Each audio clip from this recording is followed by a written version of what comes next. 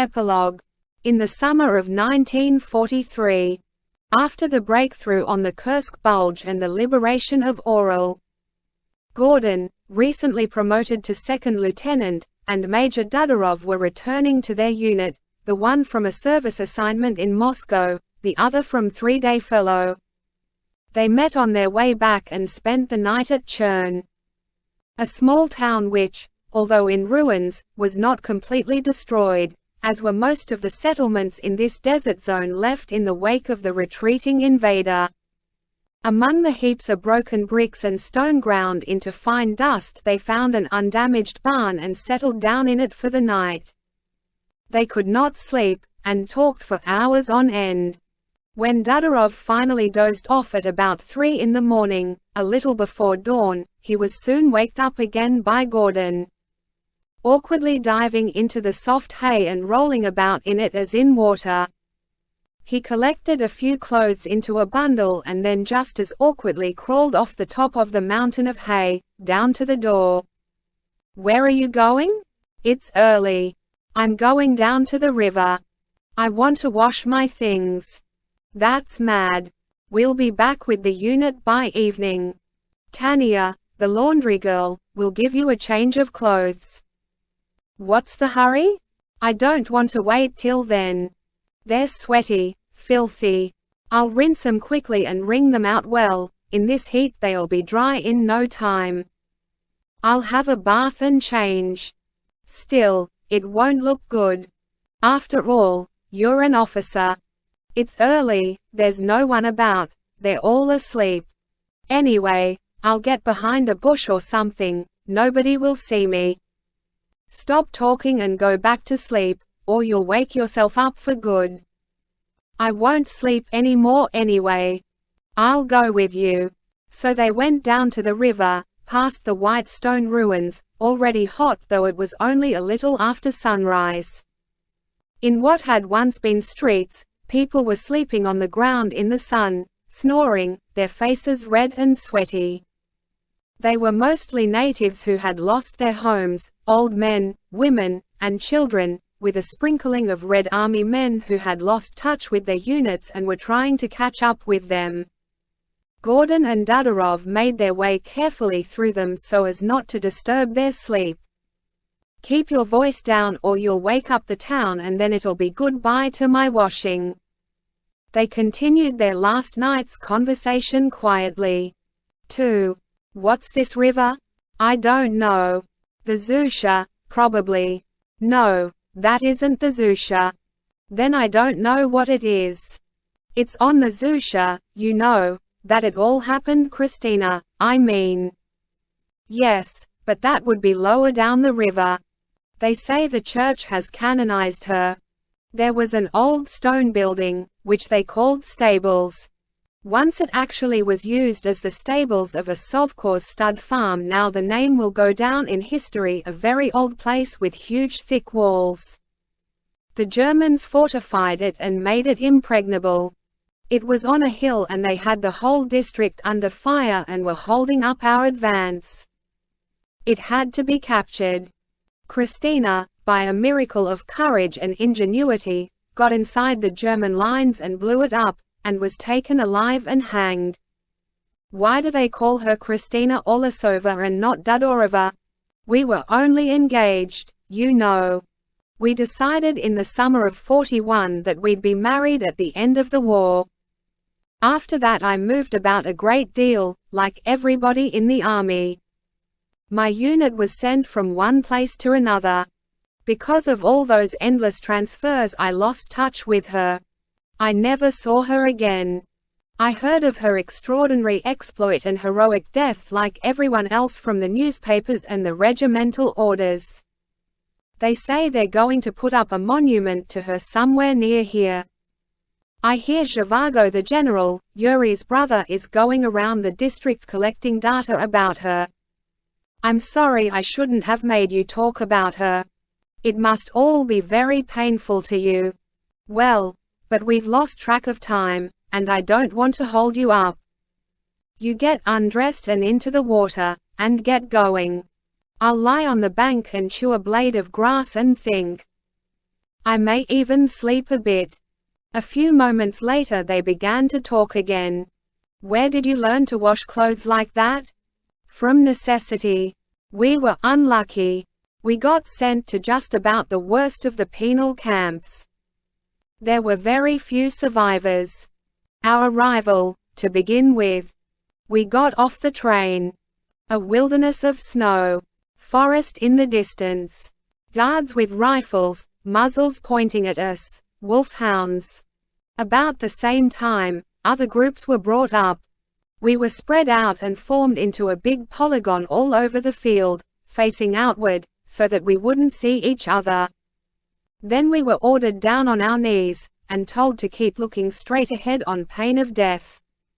Then the roll call, an endless, humiliating business going on for hours and hours. And all the time we were on our knees. Then we got up and the other groups were marched off and ours was told, 'This is your camp. Make the best of it.'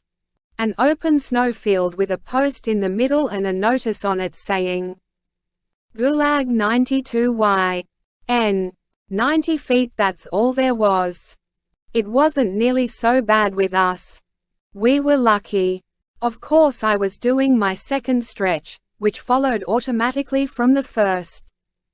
Moreover, I was sentenced under a different article, so the conditions were quite different. When I came out, I was reinstated again as I'd been the first time and allowed to go on lecturing. And when I was mobilized I was given my full rank of major, not put into a disciplinary battalion, like you. Yes, well, that was all there was, the post and the notice board, Gulag 92Y.N. 90. First we broke saplings with our bare hands in the bitter cold, to get wood to build huts. And in the end, believe it or not, we gradually built our whole camp. We put up our prison and our stockade and our cells and our watchtowers, all with our own hands. And then we began our job as lumberjacks. We cut trees. We harnessed ourselves, ate to a sledge, and we hauled timber and sank into the snow up to our necks. For a long time we didn't know the war had started.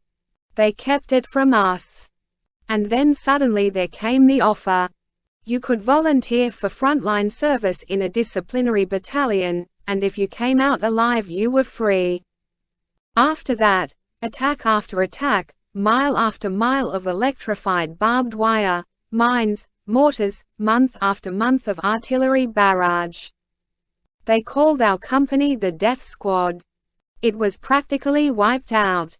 How and why I survived, I don't know. And yet would you believe it, all that utter hell was nothing. It was bliss compared to the horrors of the concentration camp, and not because of the material conditions but for an entirely different reason. Yes, poor fellow. You've taken a lot. It wasn't just washing clothes you learned out there, you learned everything there is to learn. It's an extraordinary thing, you know. It isn't only in comparison with your life as a convict, but compared to everything in the 30s. Even to my easy situation at the university in the midst of books and money and comfort, the war came as a breath of fresh air, a purifying storm, a breath of deliverance. I think that collectivization was an erroneous and unsuccessful measure, and it was impossible to admit the error. To conceal the failure, people had to be cured by every means of terrorism, of the habit of thinking and judging for themselves, and forced to see what didn't exist, to assert the very opposite of what their eyes told them. This accounts for the unexampled cruelty of the Yezhov period. The promulgation of a constitution that was never meant to be applied, and the introduction of elections that violated the very principle of free choice. And when the war broke out, its real horrors, its real dangers, its menace of real death were a blessing compared with the inhuman reign of the lie, and they brought relief because they broke the spell of the dead letter.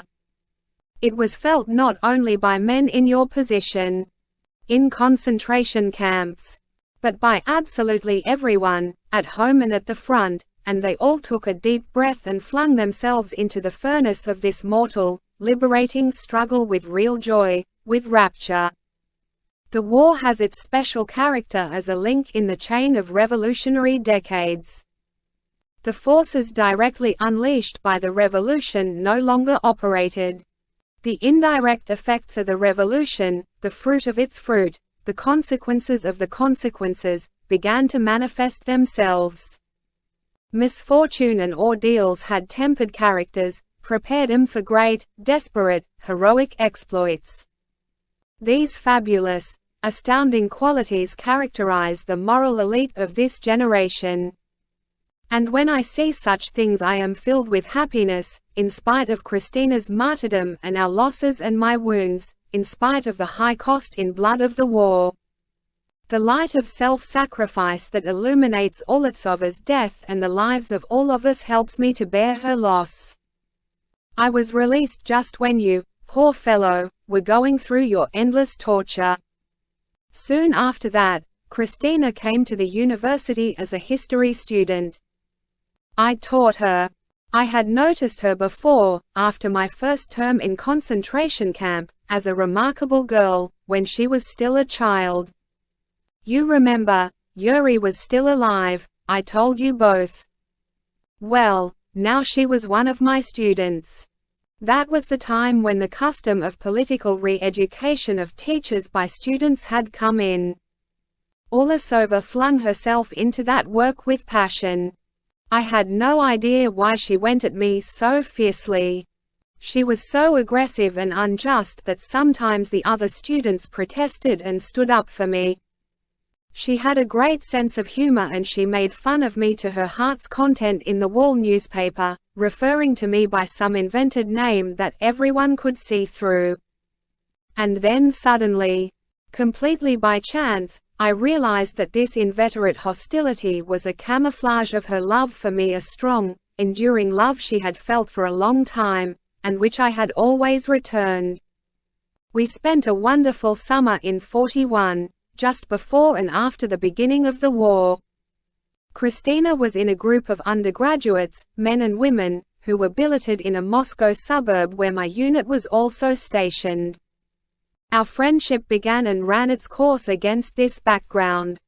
At that time civilian units were being formed, Christina was being trained as a parachutist, the first German bombers were spotted from the rooftops of Moscow and driven back.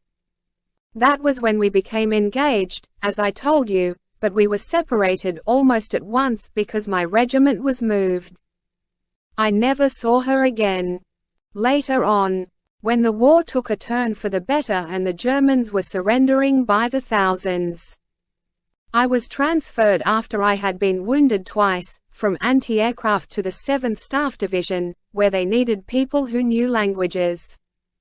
Then, after I fished you out of the depths, I got you assigned to my unit. Tania, the laundry girl, was a friend of Christina's. They got to know each other at the front. She talks a lot about her. Have you noticed the way Tania smiles, all over her face, like Yurii? You forget the snub nose and the high cheekbones, and you think she's quite pretty and attractive. It's the same type. You see it all over Russia. I know what you mean. No, I hadn't noticed. What a hideous, barbarous nickname, Tania Bezochideva, Tania out of turn. It can't possibly be her surname. I wonder how she got it. She told us, you know. She was a bezprizornaya of unknown parents. Probably somewhere in the depths of Russia where the language is still pure she was called Bezochchaya, fatherless. Then her name was distorted by city people who introduced a connotation closer to their recent experiences. 3.